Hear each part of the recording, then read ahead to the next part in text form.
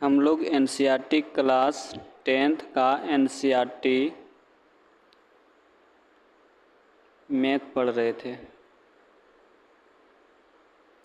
इसमें कि हम लोग वास्तविक संख्या पढ़ रहे थे।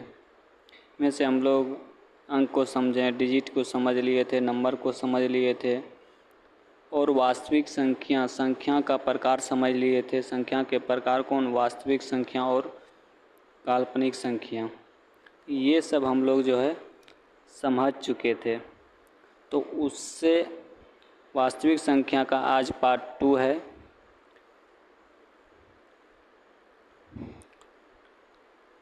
तो हम लोग जहाँ तक कर चुके थे, जिस जगह कर चुके थे, उससे आगे हम लोग बढ़ते हैं। पूर्ण संख्या भी कर चुके थे, भिन्न किसको बोलेंगे ये भी कर चुके थे, सम संख्या कर चुके थे, विषम संख्या कर चुके थे। ये सब हम लोग एक बिल्कुल अच्छी तरह से समझ चुके थे। आगे हम लोग भाज्य संख्या भी समझ चुके थे। आज हम लोग को अभाज्य संख्या समझना है। इसको इंग्लिश में प्राइम नंबर बोलते हैं। और अभाज्य संख्या का दूसरा नाम क्या है? रूट संख्या है। ठीक है। तो वैसी संख्या जो एक और स्वयं से कटे, वैसी संख्या जो एक और अपने आप से कटे या स्वयं से कटे, एक और अपने आप से कटे, अपने आप से कटे, तो उसे हम लोग क्या बोलेंगे? अभाज्य संख्या बोलेंगे। क्या बोलेंगे? एक और अपने आप से कटे तो उसे हम क्या बोलते हैं? अभाज्य संख्या बोलते हैं।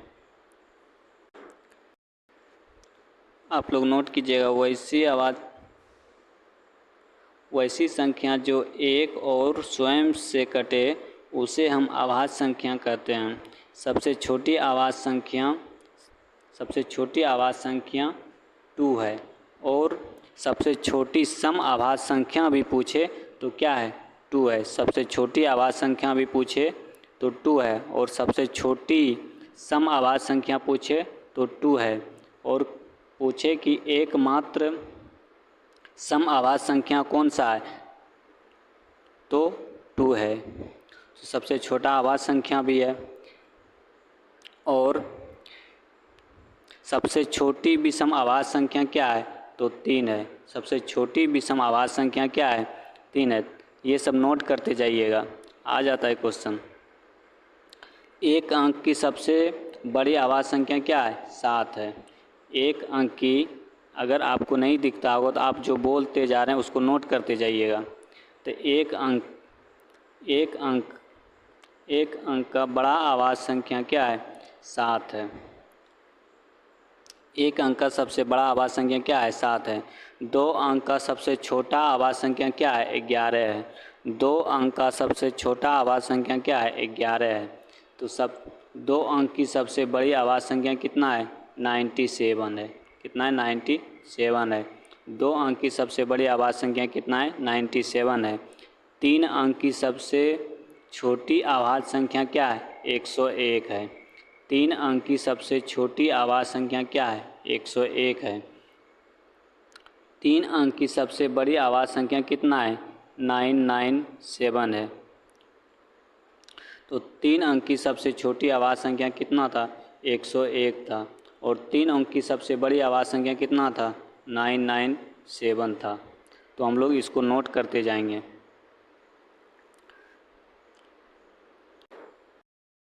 सबसे इम्पोर्टेंट बात, 1 से 50 तक कितनी अभाज्य संख्या है? तो 1 से 50 तक 15 अभाज्य संख्या है। इसको नोट कीजिएगा। 1 से 50 तक कितने अभाज्य संख्या है? तो 15 अभाज्य संख्या है। 1 से 50 तक में कितने अभाज्य संख्या है? 15 अभाज्य संख्या है। और 1 से 100 तक में कितना अभाज्य संख्या है? 25 अभाज्य संख्या है। 1 से 100 तक में कितने अभाज्य संख्या है? 25 अभाज्य संख्याएँ। 1 से 150 तक में कितना अभाज्य संख्या है? तो 35 अभाज्य संख्या है। ये तीनों चीज़ नोट कीजिएगा कि 1 से 50 तक में कितने आवाज़ संख्याएँ, 15 आवाज़ संख्याएँ। 1 से 50 तक में कितने आवाज़ संख्याएँ, 15 आवाज़ संख्याएँ। और 1 से 100 तक में कितने आवाज़ संख्याएँ, तो 25 आवाज़ संख्याएँ। 1 से 150 तक में कितने आवाज़ संख्याएँ, तो 35 आवाज़ संख्याएँ। ये सब नोट कीजिएगा। देखिए हम लोग आवाज़ संख्या समझ लिए और 1 से 50 तक में कितने आवाज़ संख्या, ये सब नोट करके लिख लीजिएगा। 50 आवाज़ संख्या, 1 से 100 तक में कितना आवाज़ संख्या, 25 आवाज़ संख्या। और 1 से 150 तक में कितने आवाज़ संख्या, 35 आवाज़ संख्या। तो आवाज़ संख्या हम लोग समझेंगे, को प्राइम नंबर समझेंगे। को प्राइम नंबर क्या होता है? वैसी दो संख्या जिसका HCF यानी महत्तम समावर्तक मोसो यानी कि महत्तम समावर्तक कितना हो, 1 हो। कितना? 1 हो। उसे हम क्या बोलते हैं? उसे हम क्या बोलते हैं? को प्राइम नंबर बोलते हैं, आवाज़ संख्या बोलते हैं। यानी कि कोई भी लगातार दो संख्या लीजिए, कोई भी दो लगातार संख्या लीजिए, तो उसका जो है HCF हमेशा मोसो क्या होता है, 1 होता है। 3, 4 लीजिए लगातार ये संख्या, इसका अगर मोसो निकालेंगे तो हमेशा क्या आएगा, 1 आएगा। कुछ भी ले लीजिए लेकिन लगातार संख्या होनी चाहिए। 9, 10 ले लीजिए, इसका जब मोसो निकालेंगे तो क्या होगा, हमेशा 1 होगा। तो ये 9 और 10 ये क्या है, ये एक आवाज़ संख्या है। क्या है? आवाज़ संख्याएँ, आवाज़ संख्याएँ, आवाज़ संख्याएँ, आवाज़ संख्याएँ। 15, 16 ले लीजिए, ये भी क्या है, आवाज़ संख्याएँ। लेकिन अगर हम 16, 18 ले लिए, ये लगातार संख्या नहीं है, तो ये क्या हो गया, हम लोग का आवाज़ संख्या नहीं हुआ। इसका जब हम लोग मोसो निकालेंगे, महत्तम समावर्तक निकालेंगे, तो इसका महत्तम समावर्तक 2 आ जाएगा। इसलिए यह जो है आवाज़ संख्या नहीं है। ठीक है। तो वैसी दो संख्या जिसका मोसो क्या हो, 1 हो, उसे क्या बोलते हैं, आवाज़ संख्या बोलते हैं।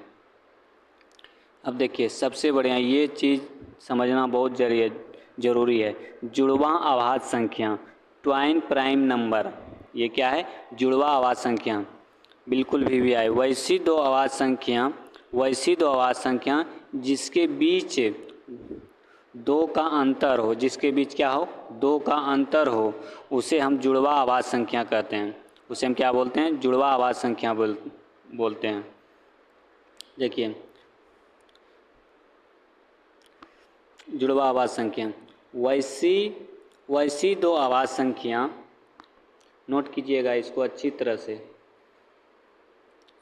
तरह से नोट कीजिएगा। हम लिख देते हैं इसको साफ से।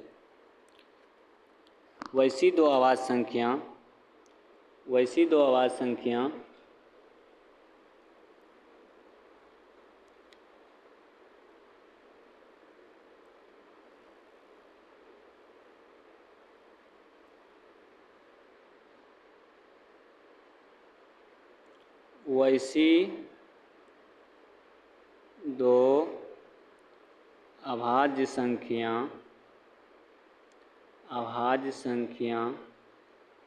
वैसी दो अभाज्य संख्या जिसके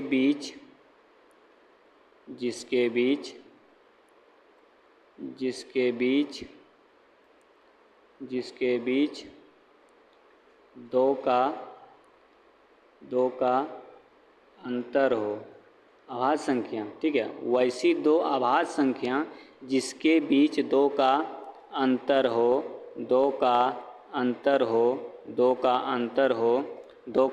हो, उसे क्या बोलते हैं, उसे जुड़वा आवाज़ संख्या बोलते हैं।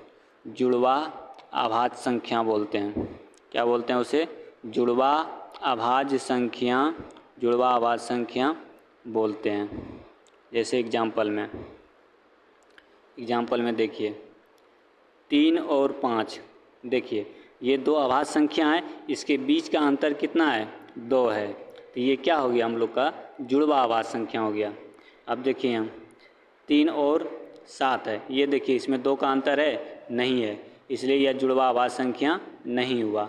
ठीक है, 3 7 क्या जुड़वा आवाज़ संख्या नहीं हुआ। अब देखिए 11 और 13, 11 और 13 इसमें देखिए 2 का अंतर है, 2 का अंतर है, इसलिए यह क्या हो गया जुड़वा आवाज़ संख्या हो गया। तो आप लोग समझ चुके होंगे। क्या बोलें, वैसी आवाज़ संख्या जिसमें क्या हो 2 का अंतर हो, 2 का अंतर हो, वैसी आवाज़ संख्या जिसमें क्या हो 2 का अंतर हो, उसे हम क्या बोलते हैं जुड़वा आवाज़ संख्या बोलते हैं। उसे क्या बोलते हैं जुड़वा आवाज़ संख्या बोलते हैं। अगर 2 का अंतर नहीं हो तो वह जुड़वा आवाज़ संख्या नहीं है। देखिए यहाँ 3 5 लिए थे, 3 5 लिए थे, इसमें 2 का अंतर है। 11 13 लिए थे, 2 का अंतर है, जुड़वा आभास संख्या। अब देखिए नोट करके, एक ना तो भाज्य संख्या है ना ही आभाज्य संख्या है, इसको याद रखिएगा। एक ना तो भाज्य संख्या है ना ही आभाज्य संख्या है, एक ना तो भाज्य संख्या है ना ही तो आभाज्य संख्या है। अब देखिए परफेक्ट नंबर क्या है, परफेक्ट नंबर परिपूर्ण संख्या, परिपूर्ण संख्या। दी गई संख्या का फैक्टर, दी गई संख्या का फैक्टर, दी गई संख्या का फैक्टर निकालते हैं, दी गई संख्या का क्या फैक्टर निकालते हैं, और सम संख्या को वही परिपूर्ण संख्या छोड़कर सभी फैक्टर का योग संख्या का बराबर आ जाए तो वह परिपूर्ण संख्या कहते हैं। अब देखिए 28 है, 28 का इसका फैक्टर निकालें, किससे किससे यह कट रहा है। ठीक है, तो 1 2 4 7 14 28। ठीक है, अब लास्ट वाले को छोड़ के सभी को जोड़ेंगे, 1 2 1 3 3 4 3 7 7 7 14 14 14 28। अगर 28 आ जाता है तो ये क्या हो गया हम लोग का परफेक्ट नंबर हो गया। कहने का मतलब ये हुआ, समझिएगा कि 28 है। ठीक है, इसको हम पहचानेंगे परफेक्ट नंबर है कि नहीं, ठीक है, परिपूर्ण संख्या है कि नहीं। तो इसको जो है पहले देखेंगे ये किससे किससे कट रहा है। 1 से कट रहा है, 2 से कट रहा है, 4 से कट रहा है, 7 से कट रहा है, 14 से कट रहा है और 28 से कट रहा है। ठीक है, 28 से कट रहा है।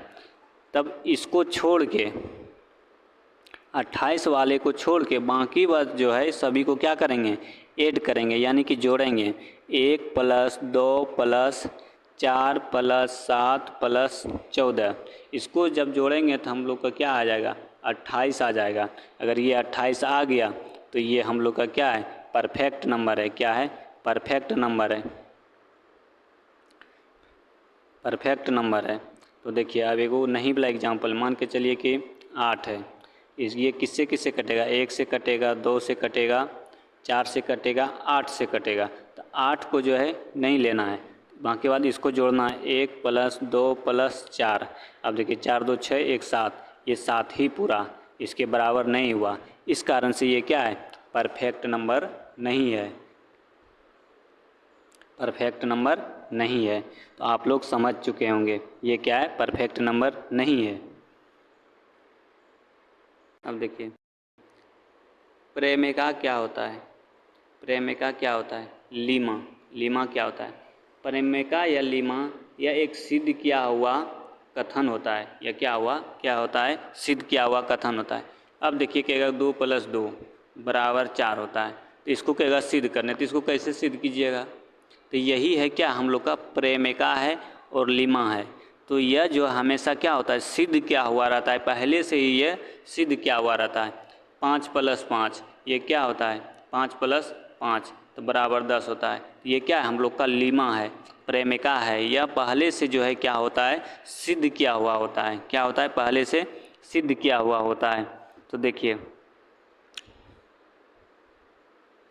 पहले से क्या होता है ये सिद्ध किया हुआ होता है और एक अन्य कथनों को सिद्ध करने में प्रयोग किया जाता है।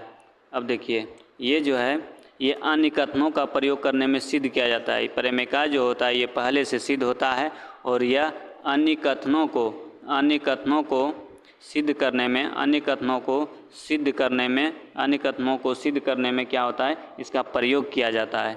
ठीक है, अब जैसे 2 + 4 2 + 2 4 का जरूरत पड़ गया, इसको जो है दूसरा प्रमेय जो है उसको सिद्ध करने में क्या होता है लीमा का क्या होता है प्रेमिका का प्रयोग किया जाता है। अब देखिए यूक्लिड विभाजन एल्गोरिदम, ठीक है। यूक्लिड विभाजन प्रमेय का दो धनात्मक पूर्णांक रहते हैं, ए और बी क्या है, एक धनात्मक पूर्णांक दिए हुए हैं। ऐसे अद्वितीय पूर्ण संख्या यानी कि क्यू एंड आर, ये क्या है, अद्वितीय पूर्ण संख्या है जो विद्यमान है। ये यूक्लिड विभाजन एल्गोरिदम का फार्मूला ए बराबर बी क्यू प्लस आर, जहाँ ओ और आर को छोड़ या बराबर है, ठीक है। 0 आर से छोटी होती है या बराबर होता है। 0 जो है क्या है, 0 जो है आर से छोटी होती है या तो बराबर होती है। आर और बी, आर बी से क्या होता है, छोटा होता है। आर जो है बी से छोटा होता है। ए बी, ए क्या है, ए बड़ा है, बी छोटा है, ठीक है। अगर जो छोटा है, जो बड़ा है, छोटा से बड़ा में क्या होता है, भाग देते हैं। ये देखिए ए यहाँ क्या है, बड़ा है और बी छोटा है, ठीक है। ए बड़ा है तो बी से इसमें भाग दिए, इसको भागफल, क्यू को क्या है, भागफल है। ये क्या है, भाज्य है। आर क्या है, शेषफल है। ए बराबर, अब देखिए यहाँ भाज्य बराबर, याद रखिएगा भाज्य बराबर क्या होता है, भाजक गुना भागफल प्लस शेषफल। तो एल्गोरिदम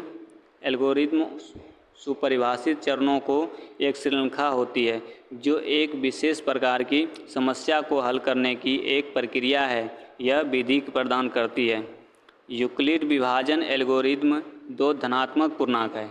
यूक्लिड विभाजन एल्गोरिदम क्या है, दो धनात्मक पूर्णांक है। अगर सी डी लिखें, यानी कि अगर सी बड़ा है डी छोटा है का एचसीएफ ज्ञात करना हो तो क्या होता है, बड़ा से छोटा से बड़ा में क्या देते हैं, भाग देते हैं। यानी सी डी के लिए यूक्लिड विभाजन एल्गोरिदम का निकालना है, सी डी के लिए का प्रयोग करना है।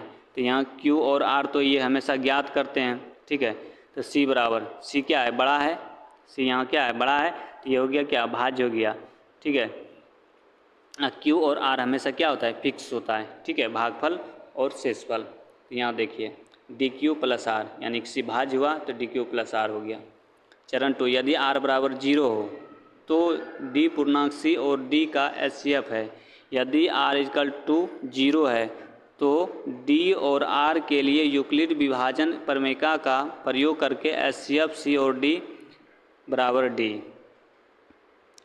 c और d, तो देखिए बड़ा क्या है, c है, c से किससे भाग दिए, d में भाग दिए। बस वही है, घुरा फिरा के जो बड़ा है उसको छोटा से भाग दे रहे हैं, और शेषफल अगर 0 है तो उसके लिए ये प्रयोग किया जा रहा है, ठीक है। इसके बाद हम लोग जो है आगे का क्लास जो है कल रखते हैं, ठीक है। इसी तरह से आगे वीडियो आप लोग भी देखते रहिए। जय हिंद, जय भारत।